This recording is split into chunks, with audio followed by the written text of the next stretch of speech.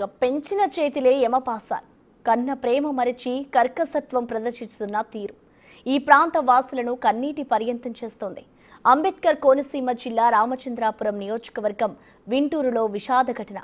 అప్పుల బాధ తట్టుకోలేక పిల్లల్ని కాలువలోకి విసిరి పారిపోయాడు తండ్రి. కాలువలో పడ్డ బాలుడు ఎలాగోలా బయటపడగా 6 ఏళ్ల బాలిక కారుణ్య మాత్రం ప్రాణాలతో పోరాడి అసువులు బాసింది. ఇంతకీ రాజు ఇలా ఎందుకు చేశాడు, పరారీలో ఉన్న నిందితుడు ఎక్కడున్నాడు అన్న కోణంలో దర్యాప్తు చేస్తున్నారు పోలీసులు. ఈ అంశంపై ఘటనా స్థలం నుంచి మా ప్రతినిధి శంకర్ మరిన్ని వివరాలు అందిస్తారు. కన్న తండ్రులే కాల ఎముళ్ళవుతున్నారు, పెంచిన చేతులే యమపాసాలుగా మారుతున్నాయని చెప్పుకోవాలి. నేను మొన్న కాకినాడ, నిన్న రామచంద్రపురం చూస్తే చిన్న పిల్లల్ని తీసుకొచ్చి ఇటువంటి కాలువలో చూడొచ్చు. మనం ఇటువంటి కాలువలో పిల్లల్ని తీసుకొచ్చి పాడేశాడు ఒక తండ్రి. రామచంద్రపురం సంబంధించి వింటూరుకు చెందిన పిల్లి రాజు అనే వ్యక్తి తన 2 పిల్లల్ని కూడా, ఒక బాలుడు ఒక బాలికని, 10 ఏళ్ల బాలుడు 6 ఏళ్ల బాలికని ఇద్దరిని తీసుకొచ్చి ఇక్కడి నుంచి ఈ గట్టు మీద నిలబెట్టి వారిని అభంశుభం తెలియని ముక్కుపచ్చలారని పసిపిల్లలను ఇక్కడి నుంచి కాలువలోకి ఇలా గిరట వేశాడు. ఒక కన్న తండ్రి ఇక్కడి నుంచి కాలువలోకి గిరట వేస్తే ఆ పిల్లలు గిలగలా కొట్టుకుంటుంటే అతను మాత్రం ఈ దారిలోంచి బండి వేసుకుని వెళ్ళిపోయాడు. ఆ స్కూటీ ఏదైతే స్కూటీ మీద తీసుకొచ్చాడో అక్కడి నుంచి ఆ బండి మీద నుంచి వెళ్ళిపోయిన పరిస్థితి కనిపిస్తుంది. అతను ఎక్కడికి వెళ్ళాడు అనేది ఇప్పటి వరకు తెలియదు. అసలు పిల్లల్ని ఎందుకు చంపాలి అనుకున్నాడు అనేది కూడా ఇప్పటి వరకు తెలియని పరిస్థితి కనిపిస్తుంది. అయితే బాలుడు మాత్రం అలాగా అక్కడి నుంచి బయటపడి అక్కడికి నుంచి పోలీసు అలా ఈ దారిగా ముందుకు వెళ్ళి పూర్తిగా పోలీసుకి సమాచారం ఇచ్చాడు. అయితే ఇటువంటి తీసుకొచ్చాడు. భాష్యం స్కూల్లో, రామచంద్రపురం భాష్యం స్కూల్లో చదువుతున్న పిల్లలిద్దరినీ కూడా మధ్యాహ్నం వరకు పాఠశాలలో ఉండడం, ఒంటిపూట స్కూల్స్ కావడంతో అయితే మధ్యాహ్నం నుంచి తీసుకొచ్చిన వ్యక్తి అక్కడ కాలంలో పడేసిన పాప ఇక్కడి నుంచి ఈ లాకుల్లోంచి ఇక్కడి నుంచి మృతదేహంగా బయటికి తేలింది. ఆ తల్లి ఎంత రోదన అనుభవిస్తుందో ఆ మాటల్లో చెప్పలేము. నేనంతా చూసాం మనం విజువల్స్లో క్లియర్గా. వారు అయితే కన్నీరు మున్నీరు అవుతున్న పరిస్థితి కనిపిస్తుంది. కానీ అప్పుల బాధతోటి ఆర్థిక ఇబ్బందులు పడితే తన పిల్లల్ని చంపడం ఏంటని కూడా పలువురు ప్రశ్నిస్తున్న పరిస్థితి కనిపిస్తుంది. కన్న తండ్రులే ఇలాగా కాల ఎముళ్ళగా ఎందుకు మారుతున్నారు? అసలు పిల్లల్ని చంపాలనే ఆలోచన ఎందుకు వస్తుంది అంటే, ప్రపంచంలో ఎవరైనా సరే తల్లిదండ్రులు అనేవారు పిల్లల కోసమే బ్రతుకుతూ ఉంటారు. కానీ అలాంటిది ఆ పిల్లల్ని ఎందుకు హతమార్చాల్సి వస్తుంది? అంత క్రూరంగా ఎందుకు మారిపోతున్నారు? కాలంలోకి విసిరేసి తన విచక్షణ రహితంగా విసిరేసిందే కాకుండా అక్కడి నుంచి బండి వేసుకుని దర్జాగా వెళ్ళిపోయాడంటే అలాంటి మూర్ఖుడిని ఏమనాలంటూ కూడా ప్రశ్నిస్తూ ఉన్న పరిస్థితి కనిపిస్తుంది.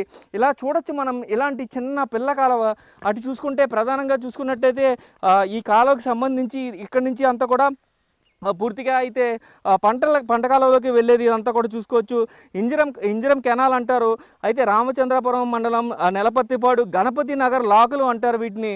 ఈ గణపతి నగర్లో సంబంధించిన లాకుల వద్ద చిన్నారి కొట్టుకుని తన ప్రాణాలను విడిచి ఉంటుంది. చూడొచ్చు ఒకసారి లాకుల దగ్గర కూడా చూపించే ప్రయత్నం చేస్తాం. ఇటుగా లోపలికి వెళ్తే ఇక్కడ నుంచి కూడా ఈ లాక్ సంబంధించి ఈ గేట్ ఏదైతే ఉందో ఈ గేట్ దగ్గర తన కొట్టుకొని తన ప్రాణాలను విడిచిన చిన్నారి ఎంత శోభను అనుభవించి ఉంటుందో, నాన్న అని ఎంత అరిచి ఉంటుందో మనం అర్థం చేసుకోవచ్చు. అయితే ఈ లాక్ కింద నుంచి ఆమె మృతదేహం అటుపక్కకు వచ్చిందంటే తను ఎంత రోదన అనుభవించి ఉంటుంది. ఈ బాలుడు ఇక్కడి నుంచి, అంటే ఇది చాలా చిన్న ప్లేస్. అసలు పిల్లల్ని ఇంత కాలంలోకి ఎలా విసిరడనేది కూడా ఎవరికి అర్థం కాని పరిస్థితి. ఆ రాజు అసలు మనిషి అయినా అని కూడా ప్రశ్నిస్తున్న పరిస్థితి కనిపిస్తున్నాయి. తనకు ఆర్థికంగా ఇబ్బందులు ఉంటే కుటుంబ సభ్యుల దగ్గరికి వెళ్ళాలి, లేదంటే ఏదైనా లోన్ పెట్టాలి, తనకి పొలం ఉంది, ఆస్తులు ఉన్నాయి, అన్నీ ఉన్నాయి. కానీ ఎందుకు ఇలా చేసాడు? ఇక్కడి నుంచి అలా పిల్లల్ని గిరట వేసేసి వారికి ఎంత లోతు ఉంటుంది అనేది కూడా ఆలోచించకుండా విసిరేసాడంటే ఎంత మూర్ఖుడు పిల్లడు. అయితే ఆ పక్క నుంచి ఆ 10 ఏళ్ల బాలుడు ఎవరైతే సందీప్ ఉన్నాడో, సందీప్ ఇక్కడి నుంచి ఈ గట్టు మీదకి చేరుకుని ఈ గట్టు మీద నుంచి ఇవన్నీ పట్టుకుని పైకి ఎక్కి పాపం ఇక్కడి నుంచి పరుగులు తీసుకుంటూ ఆ రోడ్డు మీదకి వెళ్ళి ఆ రోడ్డు మీద వారిని లిఫ్ట్ ఇవ్వండి అంకుల్ అని చెప్పి ఏడుస్తూ అడిగి తానే డైరెక్ట్గా పోలీస్ స్టేషన్కి వెళ్ళి మా చెల్లిని ఇలా మా నాన్న కాలువలో విసిరేసాడు, 2 అంకులు అని చెప్పి పోలీసుల్ని బ్రతిమాలి అక్కడి నుంచి తీసుకొచ్చిన పరిస్థితి కనిపిస్తుంది. అసలు ఎంత హృదయ వికార గాథ ఇది. కన్న తండ్రి ఇలాగ 2 పిల్లల్ని కలిపి దాంట్లో పడేయడం ఏంటి? అసలు పూర్తిగా చూసుకున్నట్లయితే అసలు ఎందుకోసం ఇది చేశాడు, అసలు ఇలా చేయాలని ఎలా అనిపిస్తుంది? అసలు ఈ పంట కాలంకి సంబంధించి ఈ లోతు ఎంత ఏంటి అసలు ఏమీ తెలియకుండానే అసలు చంపేయాలని ఎందుకు నిర్ణయించుకుంటున్నారో తల్లిదండ్రులు అందరూ కూడా. చూసుకున్నట్టయితే తల్లి ఎంత క్షోభ అనిపిస్తుందో నిన్నటి నుంచి మనం చూస్తున్నాం.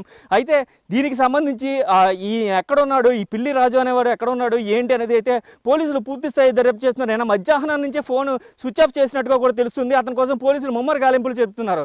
రామచంద్రాపురం నియోజకవర్గంలో అయితే మొత్తం విష ఛాయలే అనుకున్నాయి.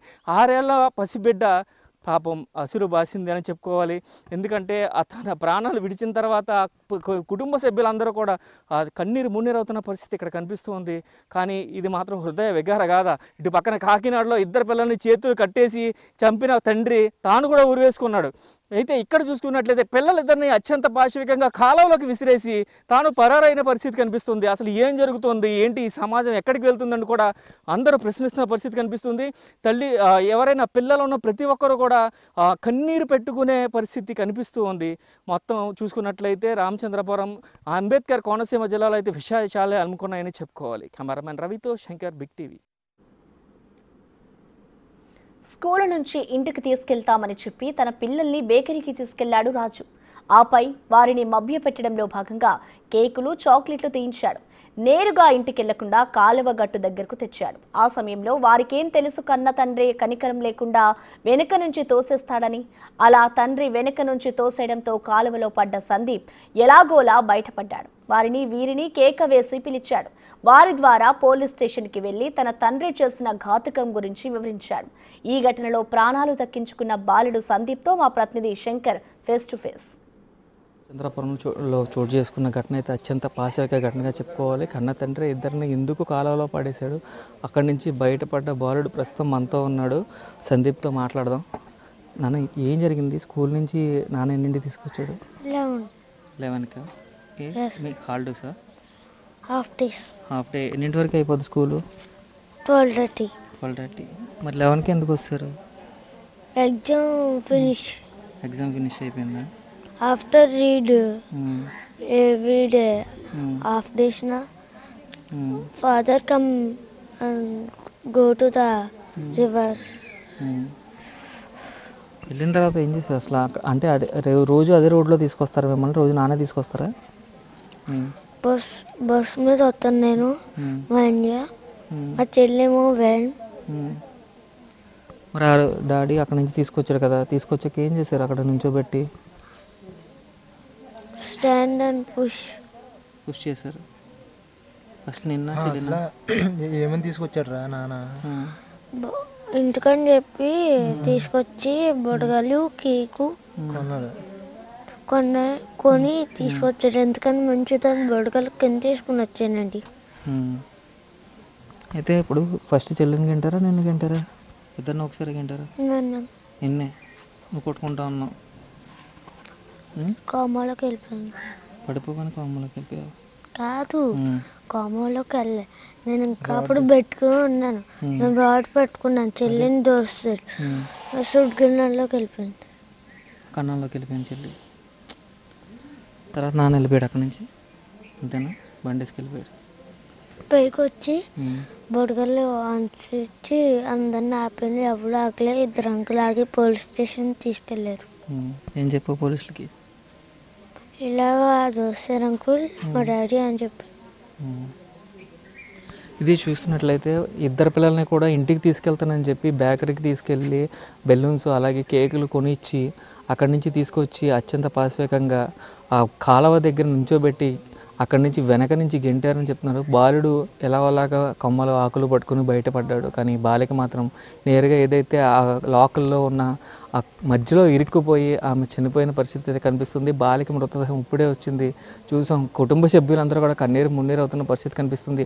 ఆర్థికంగా ఇబ్బందులు ఉంటే ఎలా నిలదొక్కుకోవాలని ఆలోచించాలి, కానీ అత్యంత పాశవికంగా పిల్లలను చంపడం ఏంటంటూ కుటుంబ సభ్యులు సైతం ప్రశ్నిస్తున్న పరిస్థితి కనిపిస్తుంది. పిల్లిరాజు పరిస్థితి ఏమైంది ఎవరికి తెలియదు. పిల్లిరాజు ఎక్కడ ఉన్నారని కూడా తెలియదు. పోలీసులు అయితే ప్రస్తుతం గాలిస్తున్న పరిస్థితి కనిపిస్తుంది. కెమెరామెన్ రవితో శంకర్, బిగ్